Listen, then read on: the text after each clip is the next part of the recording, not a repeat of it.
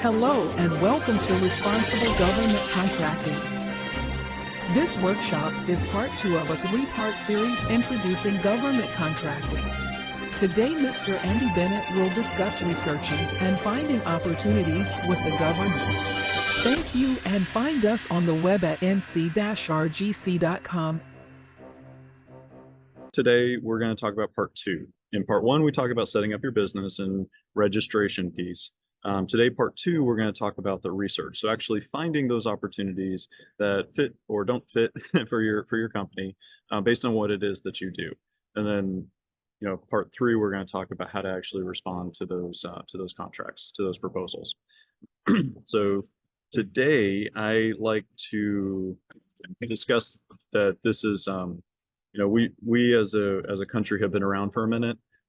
We've been around for over a couple hundred years here, and actually stretching much further back than that, even predating us as a formal country. We have been doing this thing of procurement and acquisitions and buying stuff from companies, from small businesses. What I learned through my experiences in family vacation at Colonial Williamsburg in Jamestown was 1700s, the country, the armies, well, even predating the country, armies that were in the territories and the colonies were reaching out to small businesses like this gentleman depicting here as a tinsmith, and they were engaging with those small businesses to do contracting, to do products and services at the local level and paying for those products and services. And those were not, this gentleman was not a soldier. He was a small business owner that the Army at the time contracted for his support. So that goes back hundreds of years and how we as a country have been doing contracting. I say that to kind of take a second and give yourself some grace that we've been doing this for a long time, and it has built up calluses and scabs and red tape and all this type of stuff. So understanding this has taken me about 22 years or so, and I don't even claim to be one that understands everything. So give yourself some time, patience, and some grace as you go through this process. In part 1, we really go through a lot more detail, the 4 legs of the table, and these are just kind of examples of who the people are, who the personas are of the different people that you're going to interact with through this process. Today, as we're talking about researching opportunities and contract potential, we're really going to be focusing on the right side of the screen here, those end users who are your subject matter experts, your operational people, really the boots on the ground people that know what the details of the job, either products or services, what the requirements are. They're the ones that are really closest, the government people who are really closest to those requirements. The contracting officers down there in the bottom right, they're the ones that have the authority to make decisions. So there's a deliberate separation in the end user and the contracting officer, where the contracting officer does not have the specifics. They don't have the expertise, the subject matter expertise in the thing that they're buying, the products or the service. They're depending on that expertise coming from the end user community. Think of end users as like project managers, program managers, owners, reps. If you're in construction, they're the ones that know the job. The contracting officers, they're acquisitions experts, they're the buyers, they're procurement people. So that's kind of the separation of what their expertises are. As we're researching this, it's going to start to make more and more sense that we're looking for both of these worlds. The language that each of these use is going to be slightly different. The process, like I said, we talk about this more in part 1, but the requirements really start at the top. The person in charge of that organization flow down to the end users, who are again those project manager, program manager type people, and then over to the contracting officers who act as that negotiator with companies, industry. That's us, right? So understanding how to navigate those waters, it's helpful to understand who sits in what seat. For our purposes today, we need to focus on the language that they're using. and what their interests are. Just like, if you've ever done any public speaking, you want to know who the audience is that you're speaking to so that you're making a connection with them and saying information that's relevant to them. If you're talking to a contracting officer, you want to talk about past performance, how you've done this type of thing before. You're not new at this, you have experience with this, you're not a risky bet. You've done this before, past performance. You really, really want to talk about your small business credentials. If you're a woman-owned small business, if you're a minority-owned small business, if you're a veteran and you own the business, veteran-owned small business. If you're in a hub zone, historically underutilized business zone, hub zone. Each of those categories have mandatory by law requirements every single year for those contracting officers. So that's a real touch point for contracting officers. However, if you are in a specialty type, if you have certain standards that you manufacture to, if you have EPA compliance or FDA compliance or mill standards or ISO 9000 certifications, if you're in manufacturing and you have a 5-axis machine versus a 3-axis machine, those types of details, contracting officer isn't really focused on that type of stuff, but the end user is very, very focused on those types of specifications. So that's where the education comes in and where you're starting to look at these folks. For today, this is going to make sense when we actually pull up the websites here. But for today, I want you guys to focus on the center of the screen here. That internal process off to the left, internal government, that's where they start, that's behind closed doors. And then the source selection down there on the bottom right, that's again behind closed doors. We're not part of that process. You don't want anything to do with that process, because then that means, kind of think of that as insider trading. In this industry, that's called OCI, official conflict of interest. So you want to make sure you don't touch those two sides. Government's not going to let you, but just you don't want to make sure you don't do that. In that center part, though, we're going to focus on the pre-solicitation and then the solicitation. That red line is when conversations stop. Before, in that pre-solicitation phase, you as a business owner are allowed to have discussions and conversations with the end user, with the contracting officer, really whoever you can get a hold of. That's okay, because that's open conversation. They're kind of developing the requirements, and that's okay. If you have those types of certifications or specifications, whether it's in your, ISO 9000, CMMI, FDA, whatever those certifications are that you hold that makes you unique and special, that's when you want to start educating both the contracting officers and the end users about those types of things. Those, that information sometimes has a funny way of making it into a requirement. If they really, really like you and you have a 5-axis printing machine and the thing that they want must have that specification, that level of detail.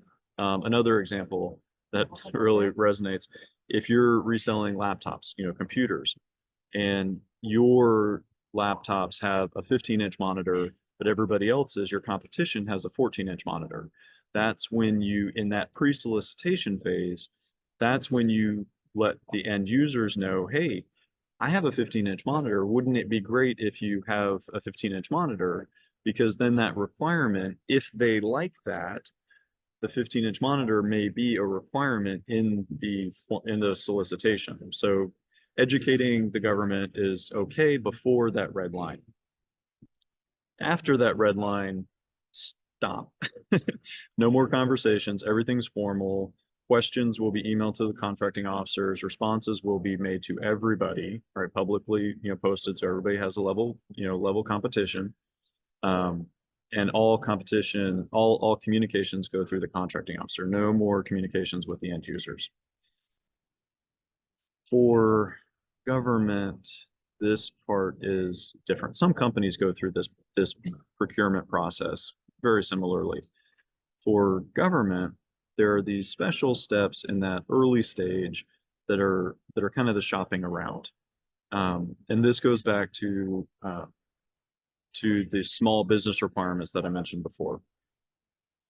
5% of the federal budget has to be spent with woman-owned small businesses, 5% with minority-owned small businesses, 5% with veteran-owned small businesses, and 3% with hub zone, historically underutilized business zones. Now, if you're a contracting officer and you have all these, mandates and requirements of percentages, this, that, and the other, but your day job is to write contracts and to negotiate contracts. Well, how do you go out and, build a bench of relationships, a pool of small businesses that can help you do the work that you have requirements for and satisfy your small business goals, right? So that's the quandary. So the way the government addresses that is they have these market research, requests for information, sources sought, where the contracting officers are going out to industry and saying, hey, tell me about pencils, tell me about computers, tell me about battleships, right? Whatever it is that they're buying, tell me about computer IT services, networking configuration, whatever it is that they're buying. And I promise you, one of the questions that they're asking you is, are you a small business? What they're looking for here is if there are 2 or more small businesses in a particular category, woman-owned, minority-owned, veteran-owned, for example, that can satisfy, that can do the work or provide the product that they're asking for. If they can, it's called the rule of 2. If 2 woman-owned small businesses respond to that requirement in that RFI, in that pre-solicitation phase, then the contracting officers can set aside the entire competition, and only woman-owned small businesses can respond to that. So by responding to that RFI and saying that you're a woman-owned small business, again, you need to be, right? So it needs to be a legitimate claim. You have eliminated a significant portion of competition because that contracting officer can set aside, and now only woman-owned small businesses can compete for that work. All right, same thing for the other categories. So just, that's why I highlight that pre-solicitation phase. They're much easier responses. So if a typical proposal, like a full RFP, a full request for a proposal is, 5, 10, 20 pages long, an RFI, like a pre-solicitation response for one of these things, maybe that's a page or 2. It's much easier to respond to, and it's just helping educate the contracting officer that there are small businesses out there that can do the type of work that they're looking for. So I highly, highly encourage small businesses to respond to that pre-solicitation phase. And we're going to see that here in a second. In part 1, we talk about, I kind of play, stump the chump a little bit. And the question that I ask is, okay, please define for me, what is a small business? And I get all sorts of responses: 100 employees, 50 employees, $1 million revenue, whatever it is. And there are actually 1,307 different responses to different correct answers to that question. And the way the federal government defines a small business is what you're looking at on the screen here.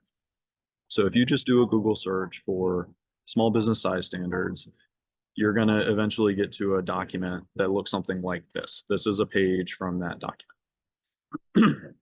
What this shows you is, on the left-hand side, every single North American industry classification system, NAICS code, right? So all of those 6-digit numbers over there on the left-hand side, each of those is a different industry. And again, there's a bunch of those, 1,300 of them. The title of the NAICS code is the next column over.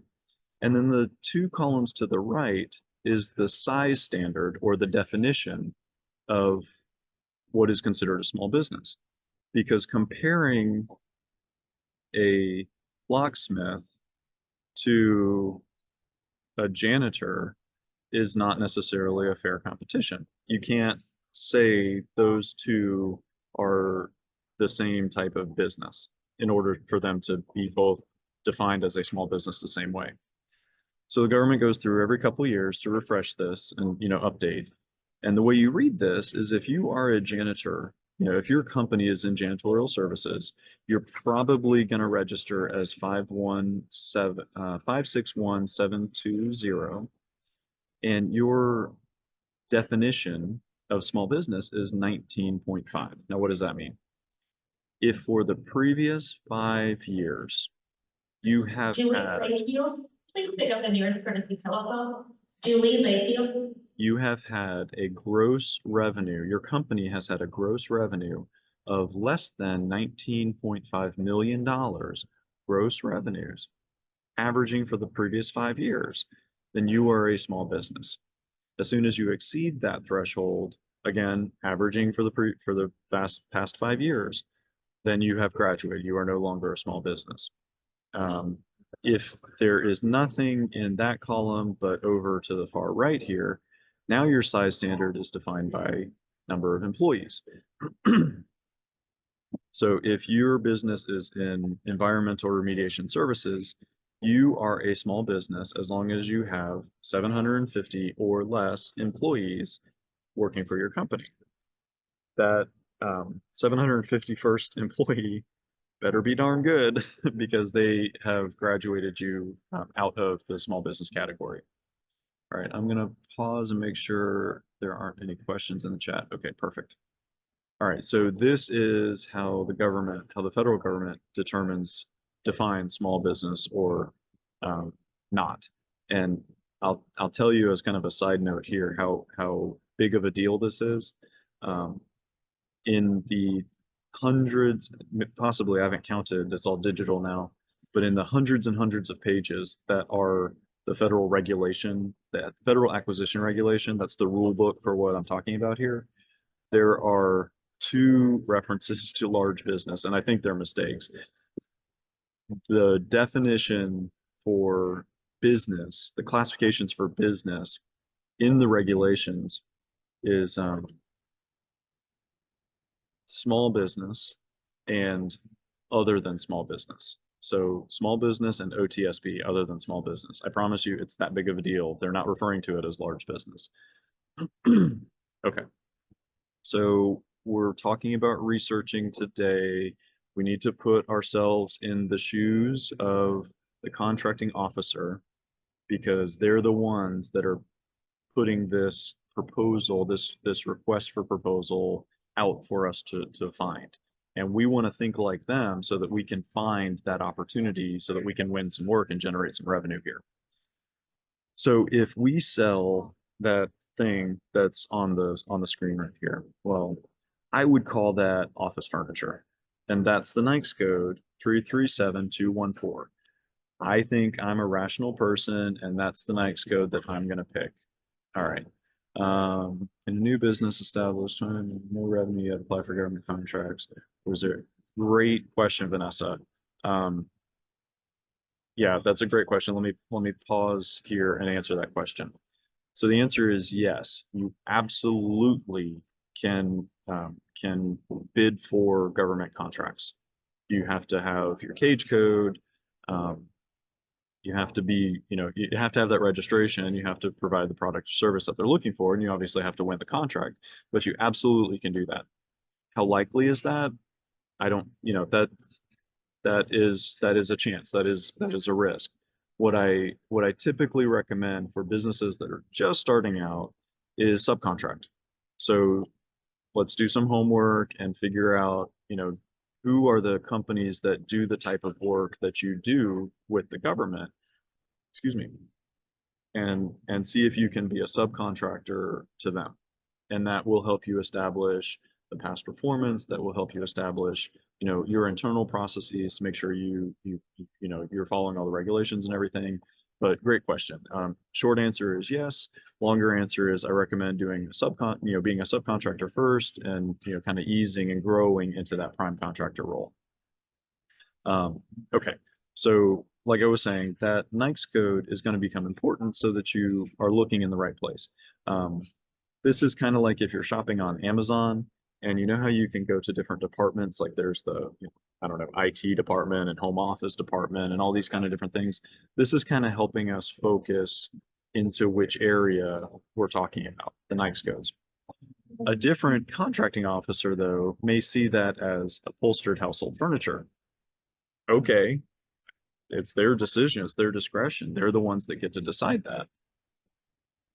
Another one may see that as a totally different and say it's 337125.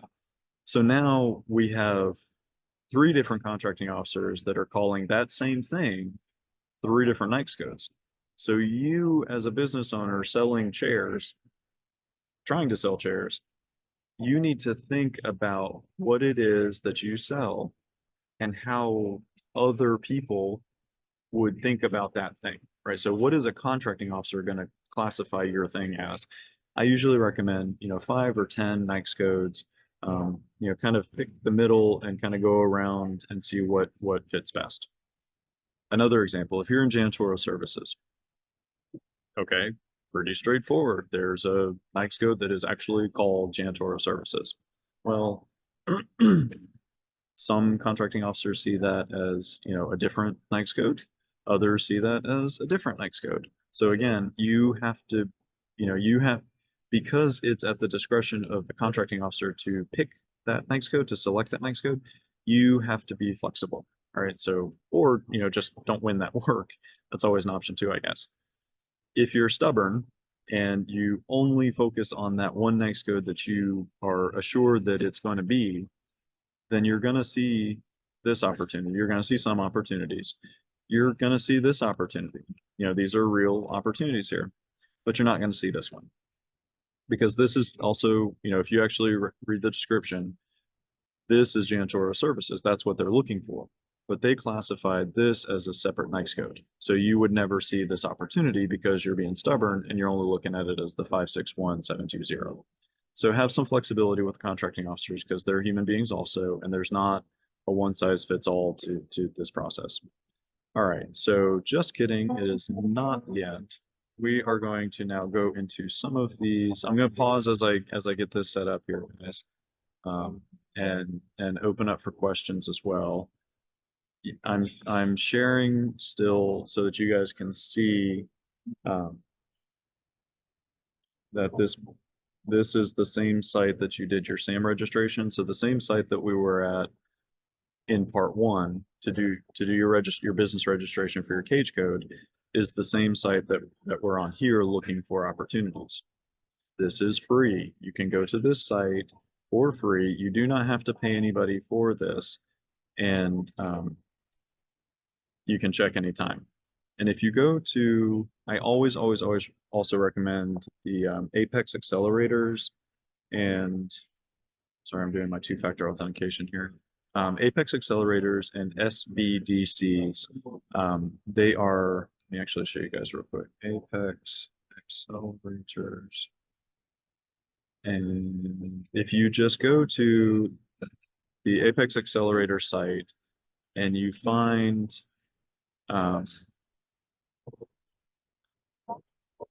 locations,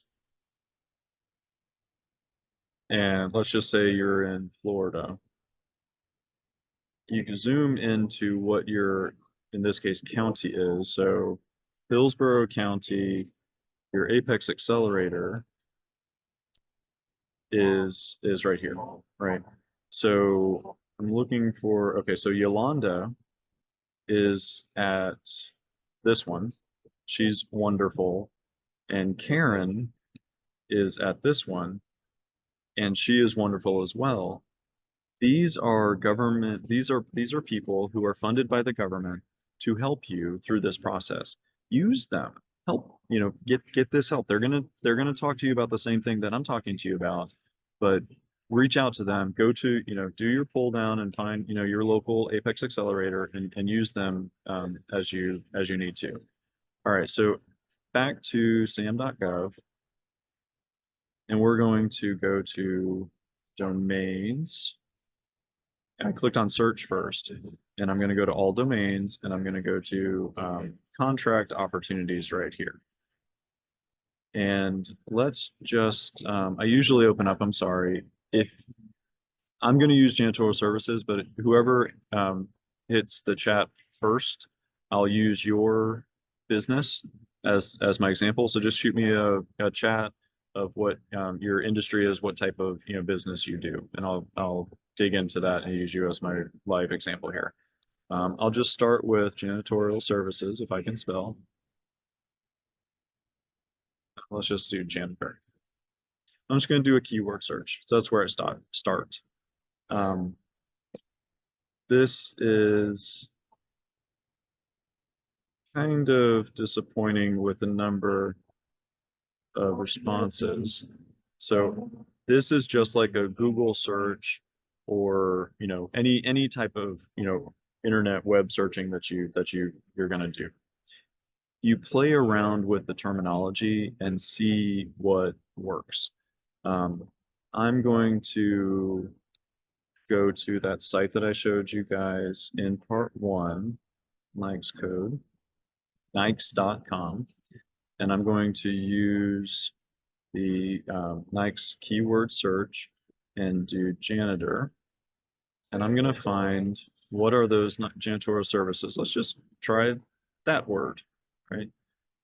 And notice that I'm doing a keyword search as opposed to the Nikes code search. So notice I went from changing from janitor to janitorial services, I went from 2 responses to 292 responses. So just that minor change. So I'm going to stick with this one because that's more is better for now. Now I'm going to start to focus the search here. And like I said, this recording is going to be posted for free, so you guys are going to have access to it. So don't worry too much about scrambling for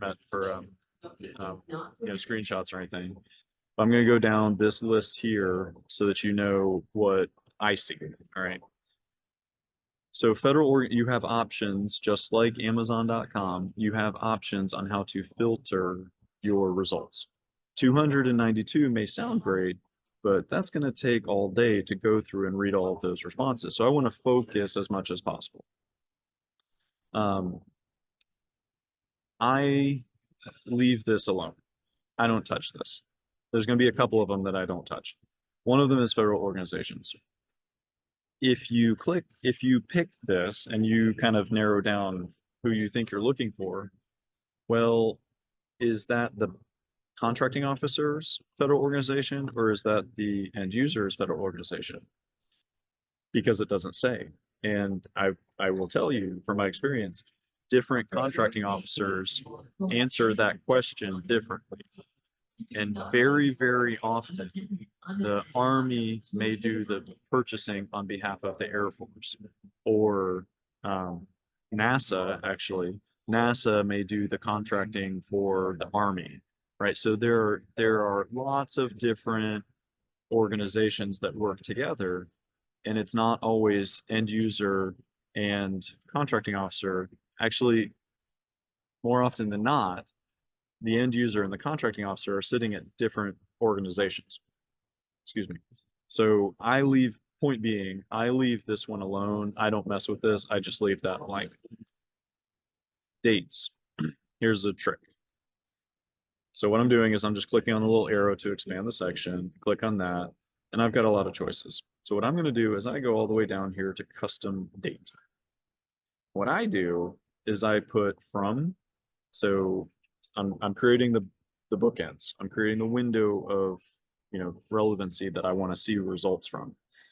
So let's say it takes me, I'm kind of busy, so let's say it takes me 3 or 4 days to put a proposal together. So if something is due this afternoon, I'm not going to have time to put the response together. So I'm going to put my first bookend on Monday, right? So March 25th. On the other side, let's say, I can put this as far out as I want to, but I don't really care about, janitorial services efforts that are going to be going on 5 years from now. It'd be wonderful if I'm still, worried about that, but right now I don't care about that. Maybe I care about 2 years from now. Maybe I care about 12 months from now. Whatever that window is for you guys, that's up to you. And play around with that. See what kind of results there are. I'm going to use, end of the calendar year, December 31st to kind of bookend my responses here. Okay, and that's it. That's all I do. So that gives me the window of opportunities that I'm looking for. And notice my 292 went down to 87. All right, so that's where we are so far. Now I'm going to go down to notice type. And this is where that slide comes in when we were talking about the process. So remember this? That's where this matters. So in notice type, I'm going to care about sources sought. I'm going to care about pre-solicitation. That's that whole window or the whole umbrella up top. I'm going to care about solicitation. That's the window down below. And then there's some nuanced ones. Let's do consolidated and let's do combined. So those are really, and for example, I don't care about, for these purposes, I don't care about award notices because if they've already awarded it, they're not going to be interested in talking to me, right? Because I'm trying to win new work. So these are the ones where they're looking for companies to award contracts to. All right, next one down is NICE codes. I have already put in janitorial services, so I don't want to limit or restrict my searches again. But let me show you using this one what that looks like. So 561720 under NICE codes. NICE codes are kind of funny because as you type in the number, again, it's a 6-digit, all of them are 6-digit numbers. It gets more and more specific the more and more digits I go. So if I only put in the first 2 digits, 56, then that's a very wide, that's a very broad category. 561 kind of reduces that down a little bit more. 5617 and so on, right? So now I'm really honed in on what that is. And all I would have to do is click that and, you know, it would, and I can do multiple here. So if I want to leave that window open, I can add more in just the same way. Just start typing it in, it'll pull down and select it. Set aside. You may be very, very tempted to pick, if you are a woman-owned small business, you may be very, very tempted to pick woman-owned, you know, WASB, woman-owned small business here. I recommend leaving that blank. Why?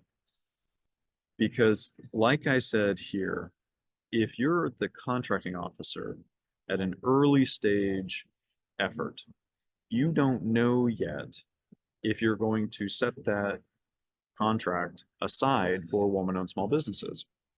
So if you, as the business, restrict your search to just woman-owned small business opportunities, you're not going to see those that the contracting officer hasn't decided yet. So you're going to lose out on the opportunity to get those set aside as woman-owned small business. So I typically leave that blank unless I'm really focused or I'm trying to see parameters or whatever. I usually leave that blank. Place of performance, just like federal organization up here, I leave place of performance blank. Why? Same reason. Contracting officer versus end user. It, to me, place of performance means where the work is actually to be done.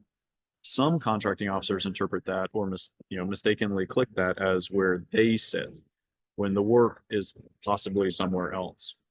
Another scenario, if it's a large effort and maybe it's in multiple locations, what place of performance do you pick? So for those reasons, I typically leave place of performance blank. Contract awardee, self-explanatory. You're not looking for things that have already been awarded, so I leave that blank. Last one is status. It automatically defaults to active. I leave that alone. You can click inactive and, you know, kind of see a history or things that have been canceled or expired or, you know, whatever. But I don't really care about the inactive ones because you can't bid on those. So I leave it in just active. All right, so now we have took a couple minutes, but that's really a honed list of opportunities. And we've gone from 292 to 50. All right, so now we're cooking with gas. you've spent some time developing that filter, so save it. Don't lose your, your effort, save it. You've logged in, right? When you do that filter and that search and everything that we just went through, click up here on this ellipsis, the dot, dot, dot, under next to actions, and save the search. And you can title it, and, save it and tell it if you want to get emails, anytime there's an update or there's a new one, kind of thing, you'll get emails from this. This is one of the things that the Apex Accelerator folks will help you do. They'll help you get that set up. Okay. So now we're going to shift our focus from the left side of the screen to the center of, the center and right side of the screen. Each one of these is a different opportunity. All right, so now we're going to look at them and try and reduce even more, try and focus even more. If I were at my, actually, I'll show you guys real quick. I have this handy dandy mouse that has a little scroll wheel on it. And if I use that scroll wheel and I click on the link, watch what it's going to do here.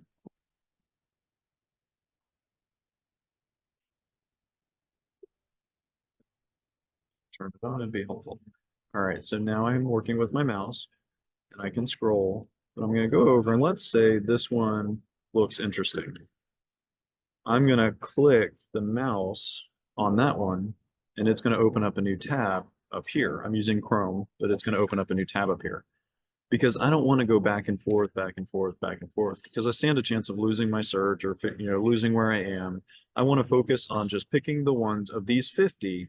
If I can reduce this down to 5, that's awesome. That's a good day. So that just allows me to not have to worry about the details yet and just look at the title. I'm going to see who the customer is. So this is for the Army. I'm going to see when it's due, current date offers due. So March 29th. Yeah, I can do a proposal in 9 days. Sure. What stage it's at. Yeah, this is a solicitation. So they're looking for full bids, proposals. So, okay, maybe that one looks interesting. Maybe I'm in Florida and I'm not interested in doing work in the Pacific region, so I'm going to skip that one. But maybe this one here looks super interesting to me, so I'm going to click on that one as well and see it opened up here. So I'll go through these and just read. Maybe I don't do kitchen, maybe I don't. There you go. So janitorial services, boom. All right, so I'm going to reduce down the number that I have and pick the ones that just at this top level, the ones that are of interest to me. And then I'm going to have a little bit better of an idea of which ones that I want to pursue. So now I'm going to go to each one of those and show you what those look like. Each of those tabs is going to look the same. All right, so each of those things that I clicked on is going to be relatively the same. See, this one is there. That one, looks the same. The little icon changed. Obviously, the information changes, but you can see what the details are here. If you're following an opportunity, this is like the social security number. This notice ID, that's the social security number for that opportunity. So that's not going to change throughout the entire process. So you want to make note of that. If that's an Excel spreadsheet, or if you have like a fancy, CRM, customer relations manager, those are the numbers. You can do the title for sure, but there might be 2 or 3, custodial services, because that's kind of generic. But that notice ID is something that's going to be unique to this opportunity. I'll tell you something also. When you really start getting into this, you can look at some specific information here. Like the first 6 digits of the notice ID, the solicitation ID, that's what's called a DODAC. That is like the office address, the routing number. You know how banks have routing numbers? They have an account number that's specific. This whole thing is maybe the account number, but these first 6 digits are the DODAC. This is that contract office. So any opportunity, any contract that contracting office puts out, is going to have that same first 6 digits there. So that's just, kind of something when you start to do your deep dive, that's something that you can kind of keep an eye on. Here are the Apex accelerators. That's probably going to take you to that same page I showed you before. Yeah. All right. So that's the same page that takes you to that I showed you before. Right. You might have heard PTAP. I've not heard that one, but PTAC, Procurement Technical Assistance Centers, they're now Apex accelerators. This is where, the stage that the opportunity's in, and then really pay attention to the due date, when that proposal, when that response is actually due. Don't mess around with that. We'll talk about that more in part 3. If the contract is a set aside, it's going to show here. If it's not, let's see if this one's, yeah, both of these are total small business. So, if it were a woman-owned small business or something like that, then it would indicate it there as well. As you go through the different responses, these are, okay, so this one is a questions and answers. Okay.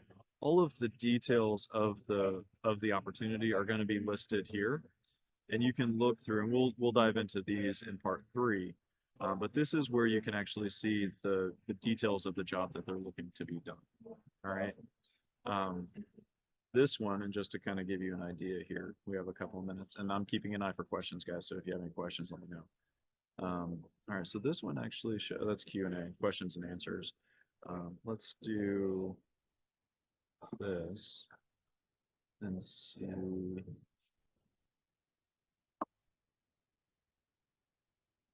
And like I said, we're going to go through this in more detail on part 3.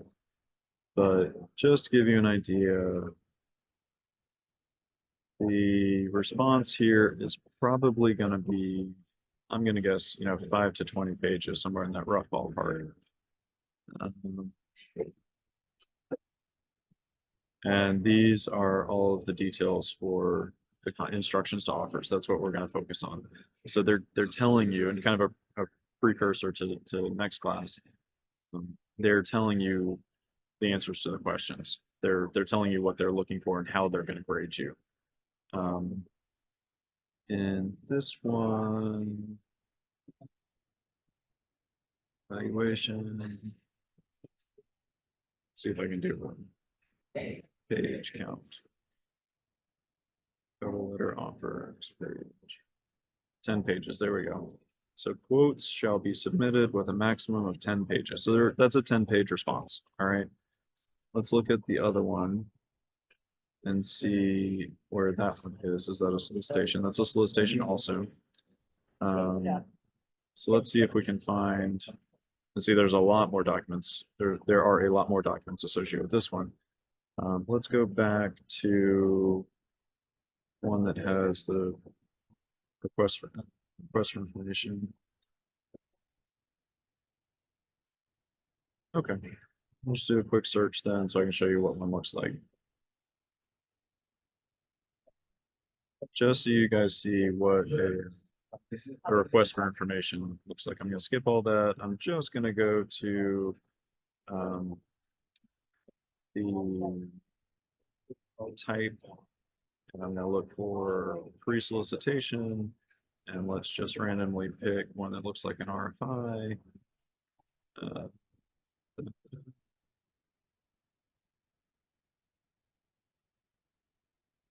That one looks good. So pre-solicitation, and they're asking questions. Yeah, they're not even providing that.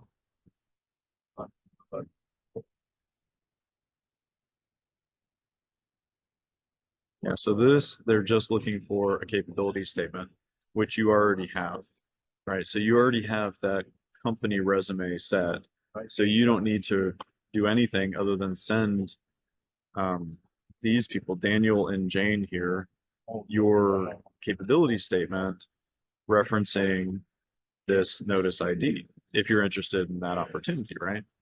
So the RFIs, the pre-solicitation stuff, very, very straightforward, very, very short kinds of responses.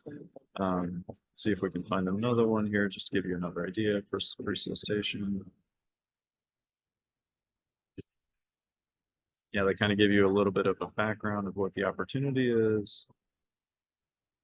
And then they're going to ask you some questions. Yeah, so this one also, sometimes they ask you, 5 or 6 questions to kind of get the juices flowing.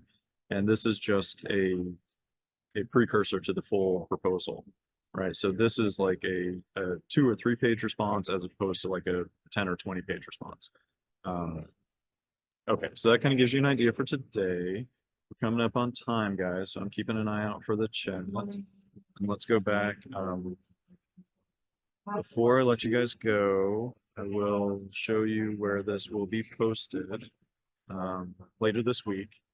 If you want to go to my YouTube channel, it's at nc-rgc, or you can come to my web and appreciate the subscribe. But if you guys want to go to this website here, I'll put in the chat in a second. Down here, feel free to scroll through any of them. Look for the ones that say seminars, part 1, obviously part 1,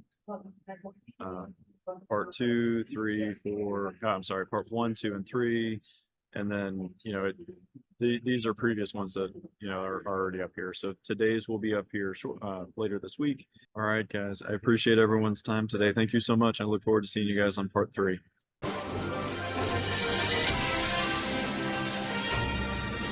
Thank you for your time today. We hope this workshop was instructive and informative. Please find additional accredited courses and other support services on our website at nc-rgc.com